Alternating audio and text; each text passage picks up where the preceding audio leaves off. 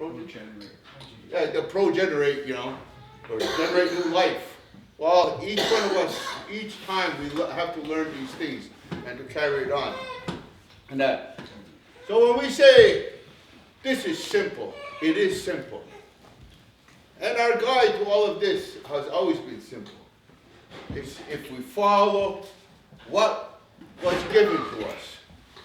This is why we talk about a birthright. Right now, everybody is concerned and they confuse. What's the difference between a birthright and a privilege? What's the difference between a right and a privilege? All our people are fighting for privileges because they don't know what a right is anymore. We'll say this is our right. And that, well, where do you get that right? What gives you the right?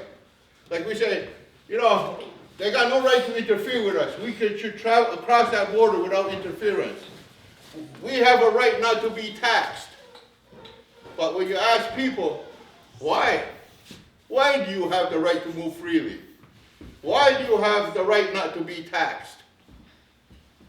I don't know. That's what my mother told me. That's what my father told me. I don't know. It's always, I don't know. Somebody told me. Well, this has been our problem. Is that we're always waiting for somebody to tell us. And one of the things is this whole thing about tradition. It's our traditional way. That's a terrible word. That's a terrible thing. Our people didn't go by tradition.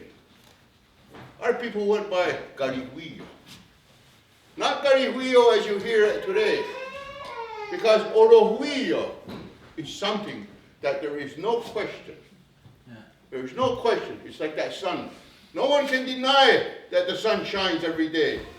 No one can deny that the moon is going to come out every night. No one can deny that the grass isn't growing, or the trees aren't growing, or the animals don't roam this land. No one can deny any of that. That's orohuillo. And the way of all these things is garihuillo. That's what it is. And so it's based on undisputable things. Today, our people were following garihuillo stumtra. It's a reality that was created. And the only place it exists, its reality exists, is in our minds. It's in our minds. That's why, how many generations now, the young have been told, don't question. Don't question. What I tell you, just follow what I tell you, because it's the right way. And then today, in the recent years, they've been telling us, have ganigurio, have a good mind. But if we question anything, then they point at us and say, you don't have a good mind. Well, what is this good mind? When you say a good mind, when they say a good mind is one that does what it's told. In our language, when we say ganigurio is one that works. A mind that works. If you're not going to use your mind and to analyze and to dissect and to come to an understanding of things for yourself, then you're not using your mind. And that's what onegura. That's what we call that, onegura. Onegura means it takes care of you.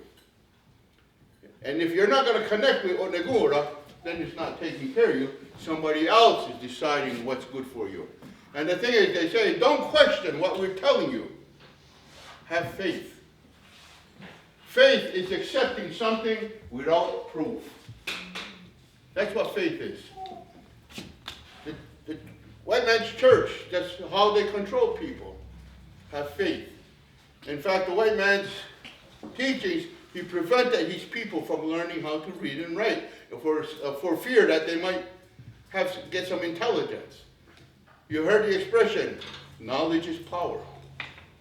Well, that's the same thing. Our people today, across Confederacy, most of our people are being kept in a dark age.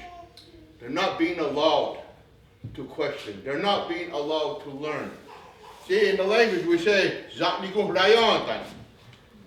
Zatniku Hrayantan means, like how you can, it's like a snowstorm.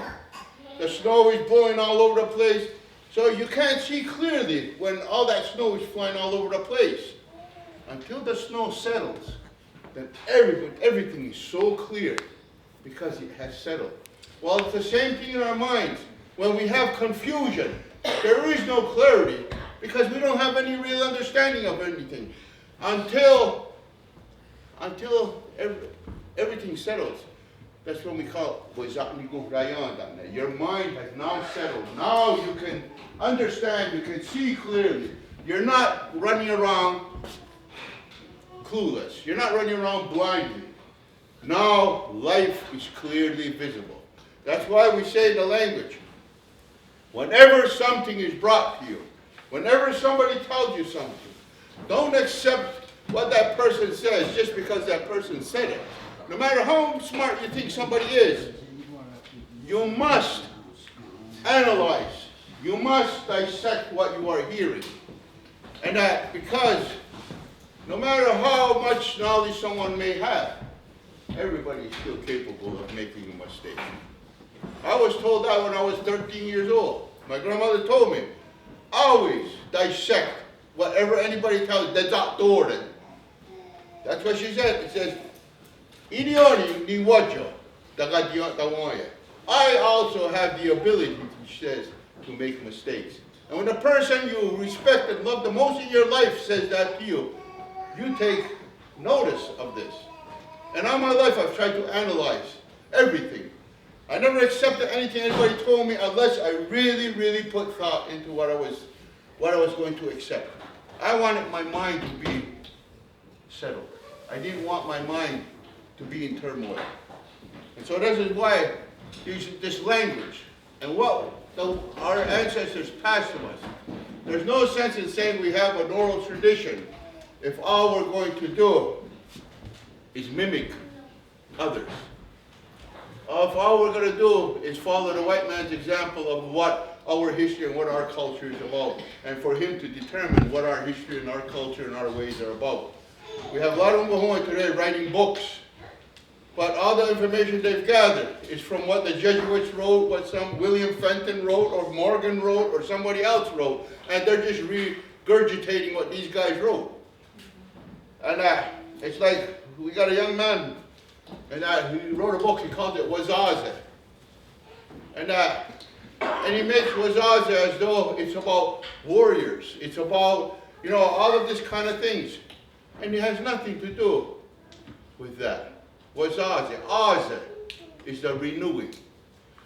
When the thunders would come, we have a song.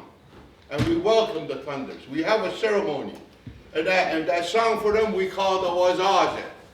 And that's the song to welcoming them. Because Aze Sununiya or Sununi, Jinuda Wanagereño, they will renew. And we always say the grandfathers are the ones who renew. By the winds coming, they take away the diseases. By making the rumbling noise and so on, all those creatures that hibernate in the mud and everything, they're awakened. The bullheads, the frogs, and all the other creatures that hibernate, they come out when the thunder comes. That means Aze. And so this is it. Now they're saying, well, Aze is about a war song. It's about a war dance. It's about a war ceremony. And it's not. The only reason the men sang about it is because of the turmoil and that. They were going to help to renew. So they sang the Wasase song for the renewing of the peace for our people. There's so many things that people are saying it's wrong, it's not right. But yet the whole world is being told that this is who we are. But we talk about our history, our tradition, or our ways is in our language. And it is in our language. Everything we need to know about ourselves, it is in our language.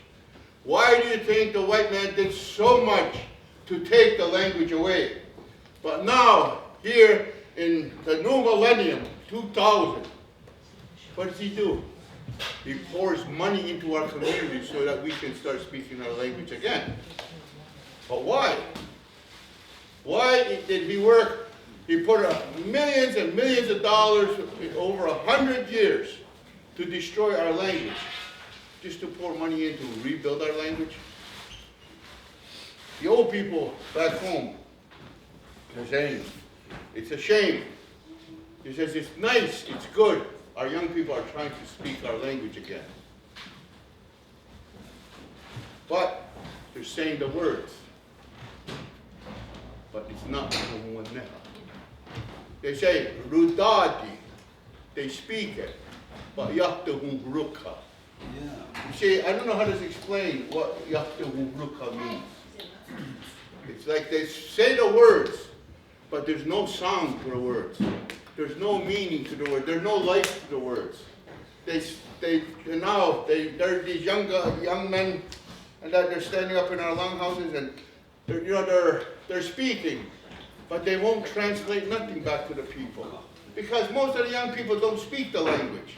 How do they get the incentive to want to learn about our ways if you give them none? You give them no understanding of anything. These young people are at our longhouses because they're hungry. They want to be who they are. They want to know who they are. But if you're not explaining these things to them, they will continuously be confused. And this is why they're all told, just do like we tell you. It's all about control. Now the white man puts all this money into our people learning the language, supposedly. But they're not learning the language. They're only learning to speak the language.